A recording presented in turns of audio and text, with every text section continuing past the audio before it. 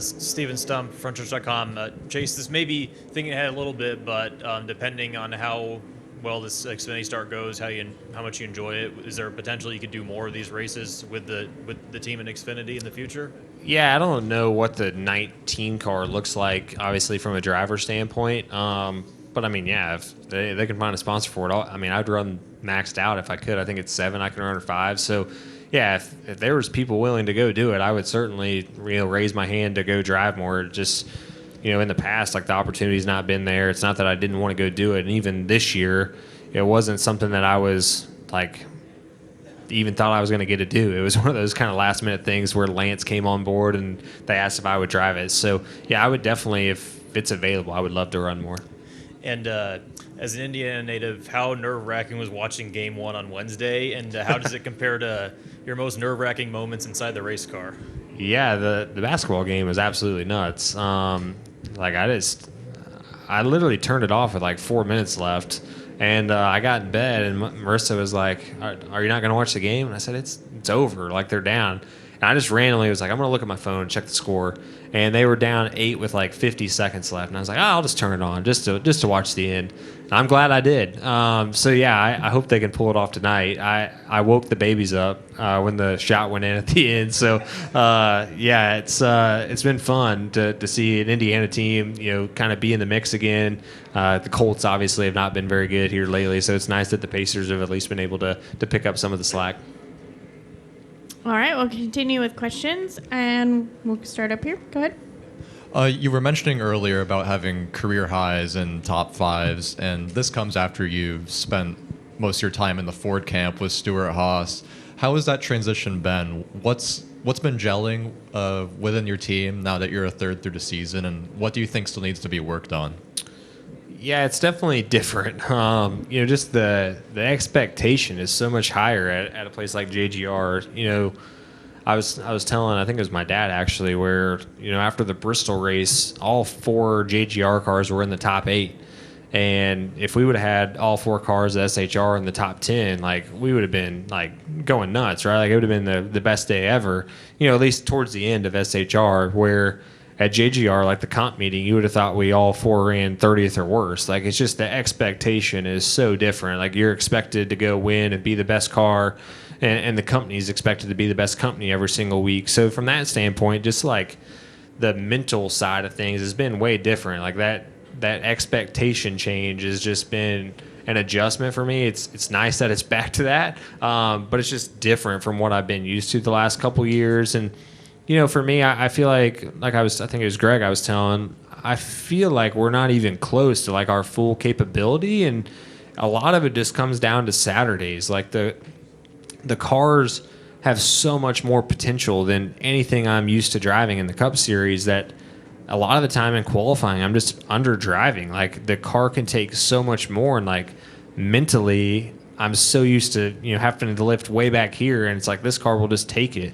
So if I start qualifying better, I feel like it's going to make things way, way better, which in the past has always been one of my stronger things is qualifying. So it's just been an adjustment from that standpoint. I feel like once we start qualifying up front, our days will just get easier, because right now we're coming from the back kind of all day long, and it just makes things challenging. Even the points situation. I think we've literally had 17 stage points all year long, and we're 12th in points. It just we've been getting the finish, but we haven't been running up front all day, and it all starts in qualifying. All right, we'll continue with questions. We'll come up here to Lee.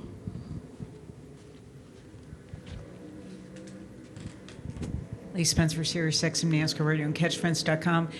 You have any FOMO with Kyle Larson being up at Indy? Because I remember when you won the Grand Prix there, and it was in the middle of COVID, and you have such a long relationship with that track, having grown up in Indiana, and you're like, man, I won, and there wasn't even an audience here. But I mean, when he gets the opportunity to run there not once but twice, you're kind of a little jealous of the opportunity. Yeah, it's weird. Like I'm torn a little bit. Like still winning there was incredible, right? But it is tough knowing that my family was 10 minutes down the road at my cousin's house, right?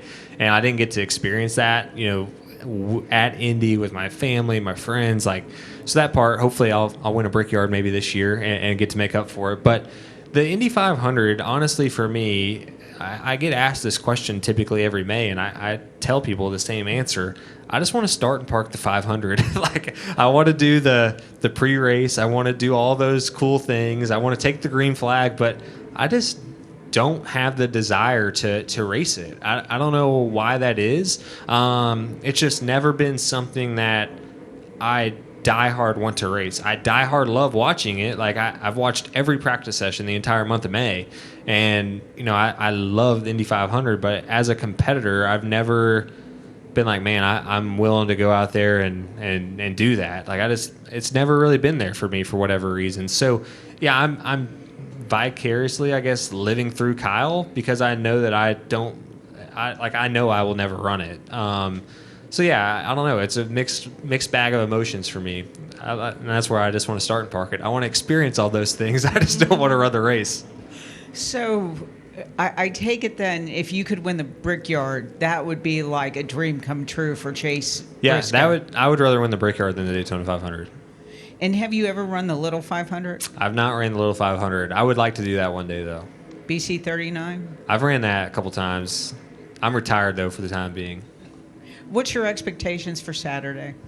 I don't know. I mean, I feel like the cars have changed so much since I've ran them. It's hard to say, like, what it's going to be like. Like, I really don't know. I talked to Amarola for 40 minutes on the way here today, just picking his brain on stuff, just because I don't really know what to expect. And, even just, the Xfinity cars are different. Cup, obviously, every single car is the same part, piece, everything, right? But Xfinity, the chassis, like, everything is different. So the Gibbs cars are going to drive way different than even what I was used to at SHR. So, yeah, I don't know what to expect. Hopefully I'm competitive. That's kind of the main thing. I would love to run up front and be in the mix. It's going to be a special weekend for me. My grandparents came down from Indiana, and my grandpa never gets to see me in person. He's going to come tomorrow. So, yeah, I'm excited from that standpoint, and that's why I really want to run good, just because he's going to be here. So hopefully I can put on a show for him. Yeah. All right, we're going to continue with questions. We'll go to Claire, and then, Scotty, this one, and then we'll go to Claire. Go ahead. Sky Sprinkle Race Face Digital. We saw Bell won the Chili Bowl, early this year. He's been running a lot of sprint car stuff. Gibbs has been getting into a sprint car even too. Has there been any desire for you to kind of hop back in a sprint car or something else to get back to running dirt? Honestly, I'm retired, I think. Yeah, I've ran, I'm a little bit different than Bell, where obviously we grew up racing them all our life, right? But the last 4 or 5 years, like, I've been able to go run them, and I've been doing those things, and Christopher hasn't. So, his itch for it's probably been a lot more because he's been on the sidelines. But, if I was single and didn't have kids, like, I would definitely be out running them. But, especially now having, 7-month-old twins at home and, a 3.5-year-old, like, for me, the priorities are just different. I would, if I have a Wednesday off or something, I would rather just be home with my kids than go run a sprint car race. So I watch the sprint car race at home with my kids, but I would rather be home and spend time with them than be out doing, those things. There's not to say I won't run them again. But right now it's kind of like the Indy 500. Like, the desire is just really not there for me. And if the desire is not there, I'm not going to go do it. And then the second question is, back when you were with Stuart Haas and Xfinity running full-time, they were a powerhouse team. You were really a powerhouse driver. Moving over to Toyota and Gibbs now, what are some of the things you've noticed, the differences, things that stood out between working with Stuart Haas and working with Gibbs? Then secondly, the cars, how much different are they, and what's some of the, big things you've been trying to learn compared to, a couple years ago? Yeah, I mean, on the Xfinity side, I don't know yet, but certainly on the Cup side, the cars just have so much more capability. But even inside the walls, I would say the biggest thing is, it's just coaches there. Like, every single day, he's in every single meeting. There's just accountability there, from the whole company, right? Because the guy that's owning the place and running the place, I mean, he's there. He's got his pulse on it, and it's nothing against Gene or Tony. It just they had a lot of other stuff going on. So towards the end, I felt like it just kind of got off the rails. Like, it just, there was no real accountability being held there. So yeah, that's the biggest difference, I think, is just how involved coach is. I mean, like, a couple weeks ago we were in Kansas, and he's there at 9:30 in the morning for practice. Like, it's just, he's there all the time, and I feel like that makes a huge difference, especially when you're racing at this level. All right, and we'll take our final question from Claire. Claire B. Lang, the interesting part is that you're an honest man because you said you were nervous about the Xfinity race. Are you nervous because, well, you talked about your family, but they know you're a Cup guy. They know you race for Gibbs. They know how good you are. Are you nervous because when you're a Cup driver, you feel like you should have that expectation on you that you go into Xfinity and you excel? Because it's not your main deal. You can't just go and have fun. Like, why are you so nervous for the Xfinity race? I don't know. I think because it's just this huge unknown for me. Like the Cup car every week, I kind of know what it's going to do. Like it's a constant. Like I'm driving it every single weekend. But the Xfinity car, I mean, yeah, when you're a Cup guy, like you're expected to be up front, right? And I mean, I drive a Gibbs car in Cup. Like I'm expected to be up front every week in that too. It's just, I would say just the unknown of it. Definitely. I mean, I'm not like scared to death, right? Like I'm just curious, I guess, more than nervous, like how it's going to go.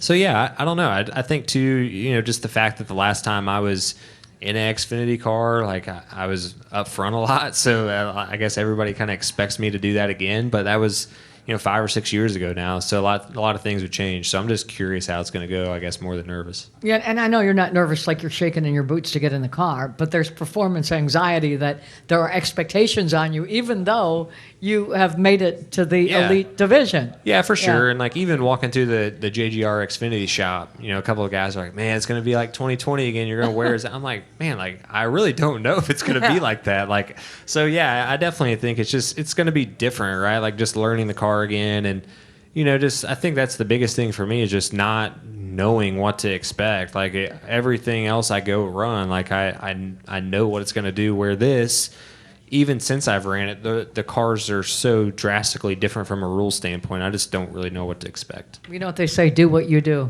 Mm-hmm. Yeah, I'm going to try. This is Custom Patch Hats. But what makes us custom? Well, that actually begins with you. We're just bringing your unique vision to life. No knockoffs, no lookalikes. Your design is one of a kind.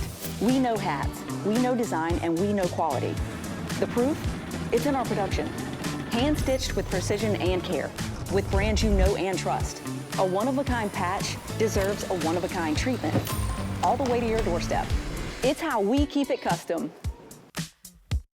Steven Stumpf of Frontstretch.com here. Come back for more great racing videos, and if you like us, don't forget to hit that subscribe button.